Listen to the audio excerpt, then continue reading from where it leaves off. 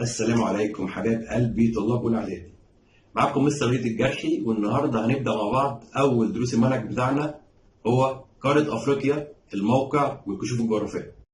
خدنا قبل كده واحنا صغيرين قارات العالم القديم وقارات العالم الجديد، وعرفنا ان قارات العالم القديم هي اسيا وافريقيا واوروبا، وقارات العالم الجديد اللي هم الباقيين اللي هم امريكا الشماليه وامريكا الجنوبيه واستراليا القاره القطبيه الجنوبيه.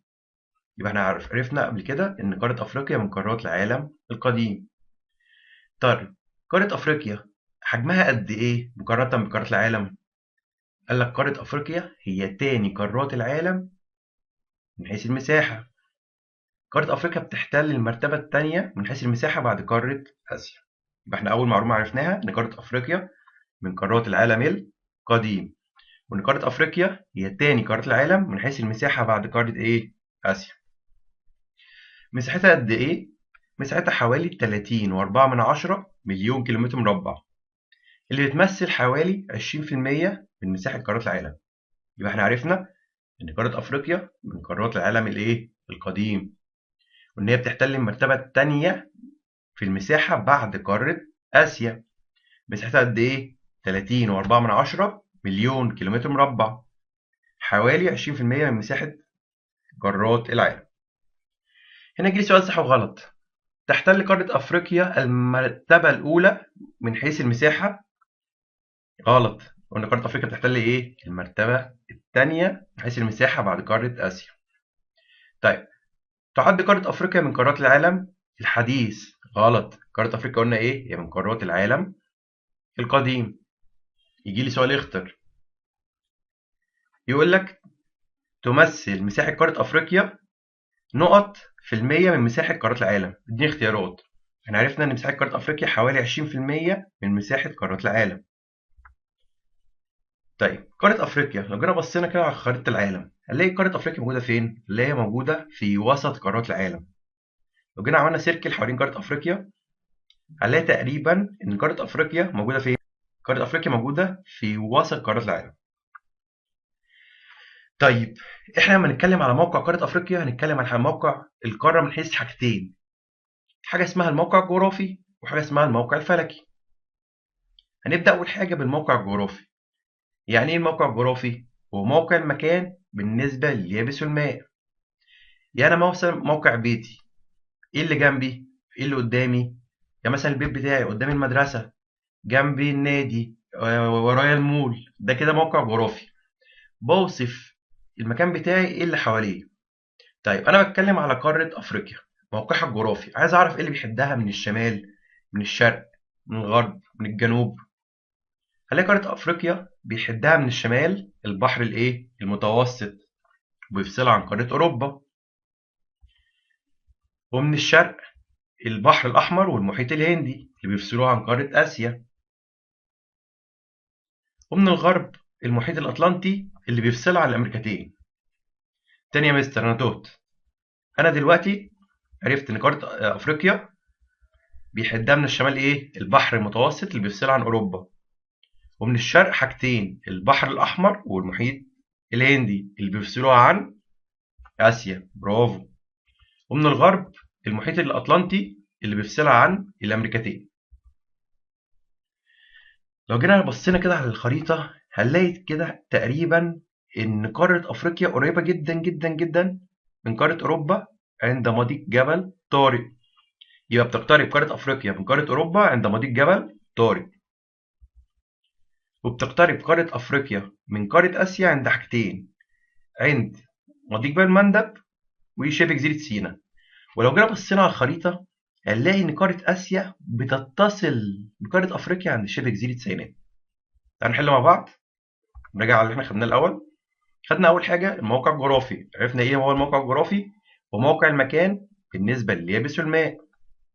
وعرفنا إن قارة أفريقيا بيحدها من الشمال زي ما احنا شايفين على الخريطة كده البحر المتوسط اللي بيفصلها عن أوروبا، ومن الشرق المحيط الهندي والبحر الأحمر اللي بيفصلوها عن آسيا، ومن الغرب المحيط الأطلنطي اللي بيفصلها عن الأمريكتين. طيب، وعرفنا إن أفريقيا بتقترب من قارة أوروبا عند مضيق جبل طارق. وإن أفريقيا بتقترب من قارة آسيا عند مضيق اسمه مضيق باب المندب، وإن أفريقيا بتتصل بقارة آسيا عند شبه جزيرة سيناء. تاني يا مستر، خدنا أول حاجة، عرفنا إن قارة أفريقيا من قارات العالم القديم، إن قارة أفريقيا بتحتل المرتبة الثانية في المساحة بعد قارة آسيا. عرفنا إن قارة أفريقيا بيحدها من الشمال البحر المتوسط اللي بيفصلها عن أوروبا، ومن الشرق البحر الأحمر والمحيط الهندي اللي بيفصلوها عن آسيا، ومن الغرب المحيط الأطلنطي اللي بيفصلها عن الأمريكتين. والحتة دي مهمة جدا جدا جدا جدا. يقول لك تقترب قارة أفريقيا من قارة أوروبا عند نقط. قارة أفريقيا بتقترب من قارة أوروبا عند مضيق جبل طارق. طيب قارة أفريقيا بتقترب من قارة آسيا عند إيه؟ عند حاجتين، عند مضيق باب المندب وشبه جزيرة سيناء. تعال نحل مع بعض كده. يحد قارة أفريقيا من الشمال، قلنا البحر المتوسط، برافو. أكبر دولة في أفريقيا من حيث المساحة هي دولة الجزائر. بتقترب أفريقيا من أوروبا عند مضيق جبل طارق، وبتقترب من آسيا عند شبه جزيرة سيناء ومضيق باب المندب. وعرفنا إن قارة أفريقيا بتتصل بقارة آسيا عن طريق شبه جزيرة سيناء. شبه جزيرة سيناء ليها أهمية حضارية وأهمية استراتيجية. أهمية حضارية طبعا، شبه جزيرة سيناء انتقلت من خلالها العديد من الثقافات والحضارات من آسيا لأفريقيا، زي الحضارة الإسلامية لما جه عمرو بن العاص فتح مصر، الفتح العربي الإسلامي لمصر، نقل من خلال الفتح العربي الإسلامي ده الحضارة الإسلامية من شبه الجزيرة العربية لفين؟ لمصر. يبقى شبه جزيرة سيناء ليها أهمية حضارية، إن دخل عن طريقها العديد من الثقافات والحضارات من آسيا لأفريقيا. زي إيه؟ زي الحضارة الإسلامية. هنا ممكن يجي لي السؤال بقى، بما تفسر لشبه جزيرة سيناء أهمية حضارية، دلل، اثبت صحة العبارة. بما تفسر لشبه جزيرة سيناء أهمية حضارية، هنقول ليه؟ لأنه دخلت عن طريقها بعض الثقافات والحضارات من آسيا لأفريقيا مثل الحضارة الإسلامية. طيب أهمية استراتيجية. أهمية استراتيجية يعني أهمية عسكرية. شبه جزيرة سيناء تعرضت للعديد من الحملات العسكرية. كان دايما أي محتل يجي عشان يحتل مصر كان لازم يخش عن طريق شبه جزيرة سيناء، أو بالأخص شبه جزيرة سيناء كانت أكتر منطقة بيخش منها حملات عسكرية لمصر. فنقول إن شبه جزيرة سيناء تعرضت مصر للعديد من الحملات العسكرية من خلالها. عشان كده احنا لازم نحافظ على أمن شبه جزيرة سيناء، لأن الحفاظ على أمن شبه جزيرة سيناء ضروري للحفاظ على الأمن القومي المصري والأفريقي. بما تفسر لشبه جزيرة سيناء أهمية استراتيجية، هنقول بسبب تعرض مصر للعديد من الحملات العسكرية من خلالها، وبالتالي الحفاظ على أمن شبه جزيرة سيناء ضروري للحفاظ على الأمن القومي المصري والأفريقي.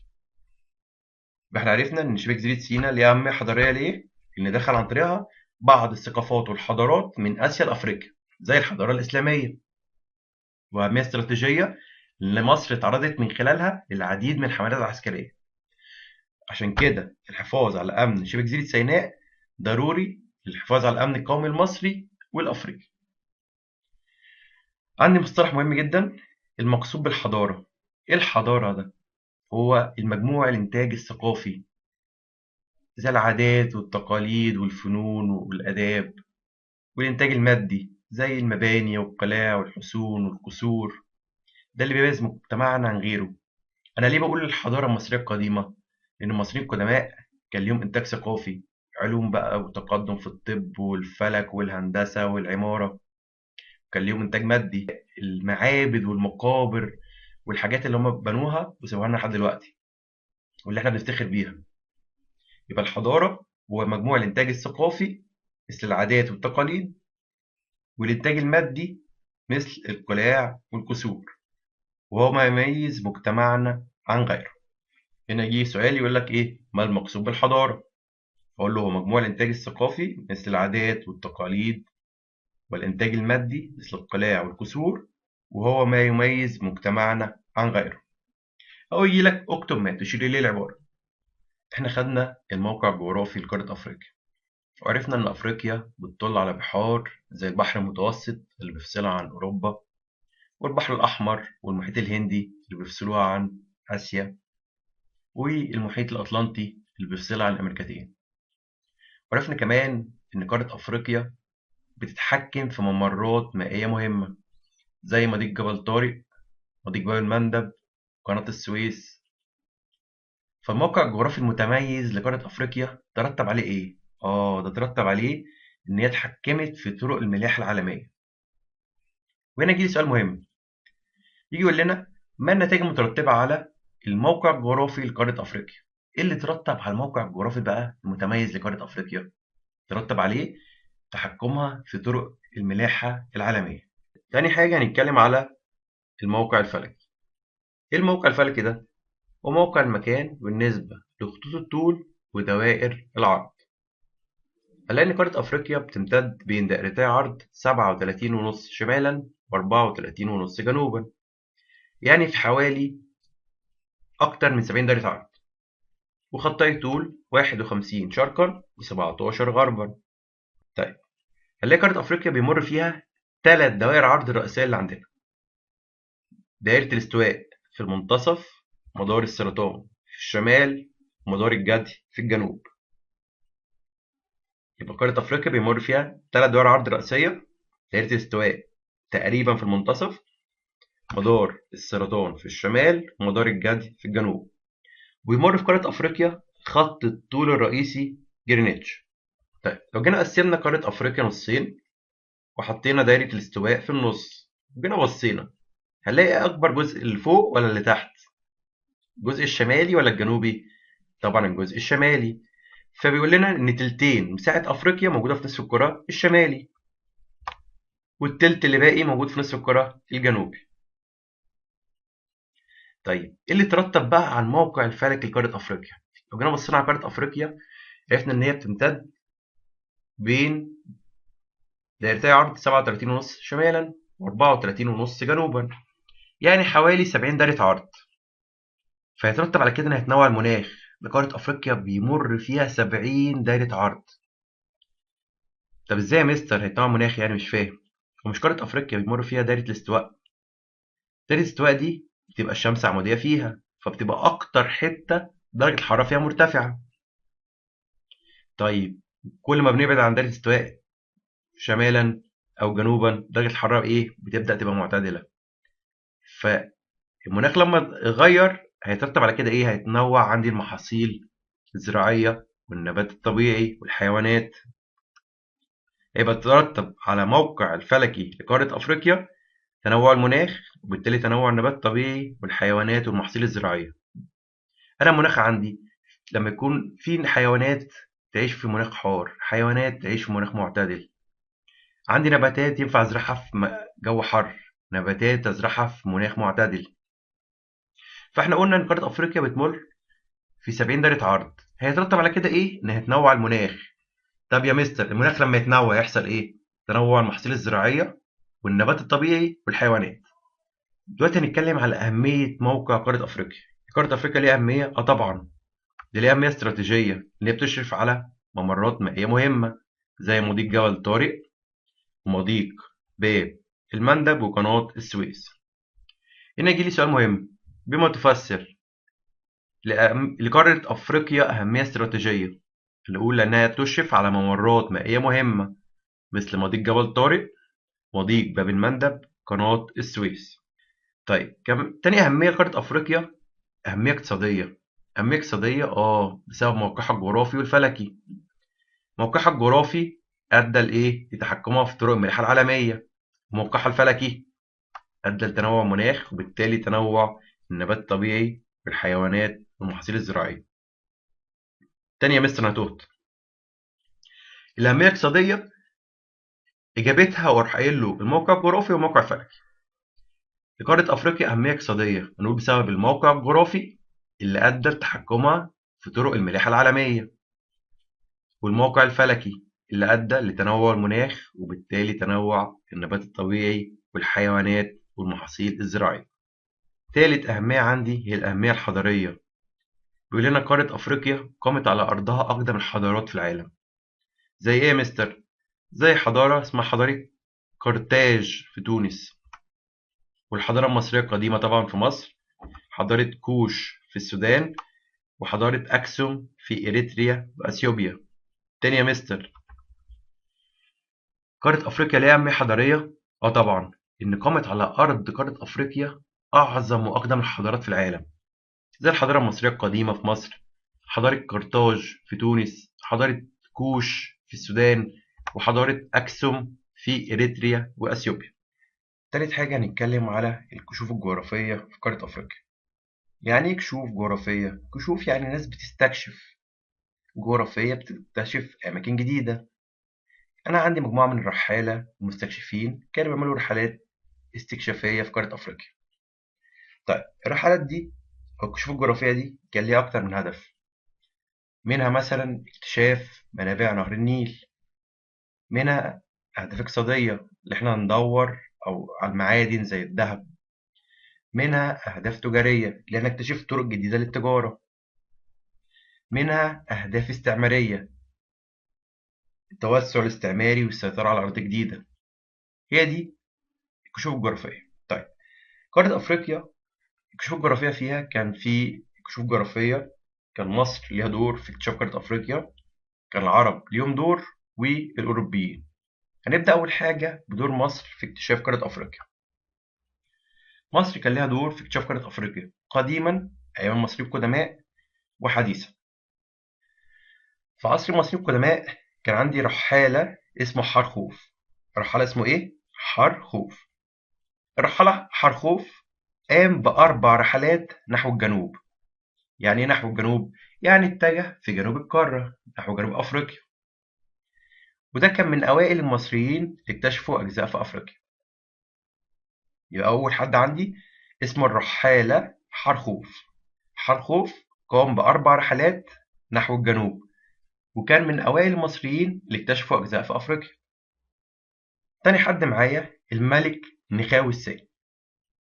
الملك نخاوي الثاني أرسل بعثة من الفينيقيين. فينيقيا دلوقتي اللي هي لبنان. أرسل بعثة من الفينيقيين للدوران حول أفريقيا. الرحلة دي بدأت من البحر الأحمر ولفت حوالين أفريقيا وعادت عبر مضيق جبل طارق في البحر المتوسط. الرحلة دي استمرت 3 سنوات. يبقى الملك نخاوي الثاني أرسل بعثة للدوران حول أفريقيا، بدأت من البحر الأحمر وعادت عبر مضيق جبل طارق واستمرت 3 سنوات. هنا يجي لي السؤال إزاي؟ يقول لك لمن تنسب الأعمال الآتية، أو اكتب ما تشير إليه العبارة، أو من قائم بهذه الأعمال. يقول لك أرسل بعثة للدوران حول أفريقيا استغرقت 3 سنوات. يبقى مين؟ الملك نخاوي الثاني. بيقول لنا المصريين القدماء قدروا إن هم يوصلوا للسودان والقرن الأفريقي. القرن الأفريقي ده اللي هو المنطقة بتاعت الصومال وأثيوبيا. يبقى السودان، القرن الأفريقي، وغرب أفريقيا، ومنابع النيل الاستوائية والسواحل الأفريقية. يبقى المصريين القدماء قدروا إن هم يوصلوا لإيه أو يكتشفوا إيه؟ السودان والقرن الأفريقي وغرب أفريقيا ومنابع النيل الاستوائية والسواحل الأفريقية.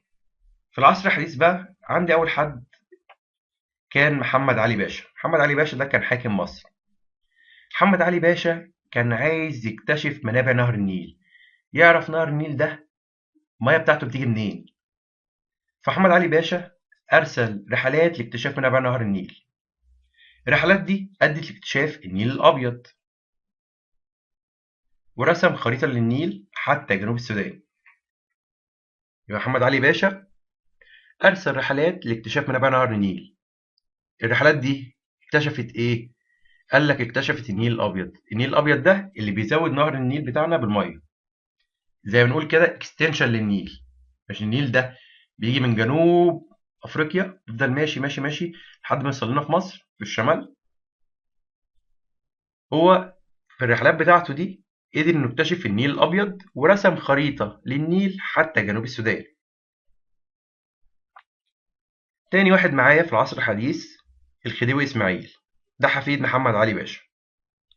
ده اهتم باكتشاف منابع نهر النيل ووصل حكمه لجنوب دائرة الاستواء. يبقى في العصر الحديث عندي اتنين، عندي محمد علي باشا، ده أرسل رحلات لاكتشاف منابع نهر النيل. الرحلات دي ترتب عليها إيه أو اكتشف إيه؟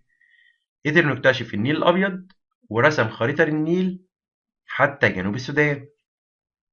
جه بعد كده حفيده اللي هو الخديوي إسماعيل، ده كان بيهتم باكتشاف منابع نهر النيل زي جده، ووصل بحكمه لجنوب دائرة الاستواء. دلوقتي هنتكلم على دور العرب في اكتشاف أفريقيا. أول حد عندي واحد اسمه ابن بطوطة. اسمه إيه يا مستر؟ ابن بطوطة. ابن بطوطة ده قام برحلات مهمة في شمال أفريقيا. شمال أفريقيا اللي هو فين؟ اللي هو مصر وليبيا والجزائر والمغرب وتونس. هو قام برحلات مهمة في شمال أفريقيا، واخترق الصحراء الكبرى من الشمال للجنوب حتى وصل إلى دولة مالي. يبقى أنا عندي أول حد في العرب واحد اسمه ابن بطوطة. ده كان رحالة ومستكشف، عمل رحلات في شمال أفريقيا واخترق الصحراء الكبرى من الشمال للجنوب ووصل إلى مالي. تاني واحد معايا هو المسعودي. المسعودي ده من أوائل الرحالة العرب الذين زاروا أفريقيا وكتبوا عنها. تالت حاجة القوافل العربية. بيقول لنا القوافل العربية دي قدرت إنها توصل للسودان وبلاد الحبشة وجزر القمر. رابع حاجة الممالك الإسلامية. الممالك الإسلامية قصد بيها الدول الإسلامية أو المدن الإسلامية الصغيرة اللي كانت موجودة في أفريقيا.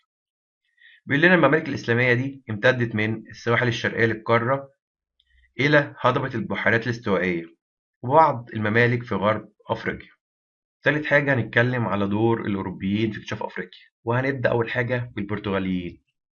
البرتغاليين بدأوا اكتشاف أفريقيا في القرن الخمستاشر في عهد واحد اسمه هنري الملاح. كانوا عايزين يوصلوا للهند عن طريق دوران حول أفريقيا، وتمكنوا من اكتشاف طريق رأس الرجاء الصالح، وراح أسسوا عليه مواني ومراكز تجارية. ليه؟ لتأمين الملاحة والتجارة. بيقول لك البرتغاليين استفادوا مما كتبه العرب عن أفريقيا في رحلاتهم الاستكشافية. يبقى البرتغاليين في القرن الخمستاشر في عهد واحد اسمه هنري الملاح كانوا عايزين يوصلوا الهند عن طريق الدوران حول أفريقيا. لما لفوا حوالين أفريقيا اكتشفوا طريق اسمه طريق رأس الرجاء الصالح، راح عملوا عليه مواني ومراكز تجارية. ليه؟ لتأمين الملاحة والتجارة. بعد كده بعد البرتغاليين توالت الكشوف الإنجليزية الفرنسية والهولندية لأفريقيا في القرنين التمنتاشر والتسعتاشر، وكان للأوروبيين دور بارز في اكتشاف منابع نهر النيل. هما ليه الأوروبيين جم يستكشفوا أفريقيا؟ قال لك ده أفريقيا مليانة خيرات، ده فيها ذهب ومعادن ومصادر طاقة. يبقى الأوروبيين اهتموا بالكشوف الجغرافية في أفريقيا ليه؟ لأنها بخيراتها باستغلال ثرواتها. هنا يجي لي سؤال مهم، يجي يقول لك بما تفسر اهتمام أوروبا بالكشوف الجغرافية ليه؟ لأنها خيراتها واستغلال ثرواتها. يبقى أوروبا اهتمت بالكشوف الجغرافية في أفريقيا لأنها بخيراتها واستغلال ثرواتها. الدول الأوروبية جت تستعمر أفريقيا وقسمت لي أفريقيا لمستعمرات، قسمتها ل54 دولة زي ما احنا شايفين كده. هنلاقي قارة أفريقيا بتضم 54 دولة مختلفة في المساحة. أكبر الدول الأفريقية في المساحة هي دولة الجزائر، وهنلاقي طبعا مصر موجودة في شمال شرق قارة أفريقيا. هنلاقي إن قارة أفريقيا فيها 10 دول عربية، اللي هي مصر، السودان، ليبيا، تونس، الجزائر، المغرب، موريتانيا، جيبوتي، الصومال، جزر القمر. طيب هنلاقي قارة أفريقيا كمان فيها دول ساحلية. يعني إيه دول ساحلية؟ يعني دول بتطل على بحار أو محيطات أو الاتنين معا. دول ساحلية لو جينا بصينا على الخريطة زي مثلا مصر، ليبيا، تونس، الجزائر، المغرب، موريتانيا. ودول حبيسة. حبيسة يعني دول محبوسة، يعني دول ما بتطلش على مسطحات مائية سواء بحار أو محيطات، زي اللي قدامنا في الخريطة باللون الأخضر، زي أثيوبيا، جنوب السودان، أوغندا، تشاد، النيجر. آخر حاجة عندي في الدرس دور مصر في قارة أفريقيا. مصر حديثا كان لها جهود كبيرة ودور في قارة أفريقيا، جهود في تعميق العلاقات وتحقيق التنمية المستدامة في قارة أفريقيا. كمان مصر تم انتخابها في 2019 لرئاسة الاتحاد الأفريقي، ودي كانت فرصة مهمة لمصر عشان تدعم دورها الريادي في قارة أفريقيا وتدعم علاقاتها مع دول وشعوب القارة.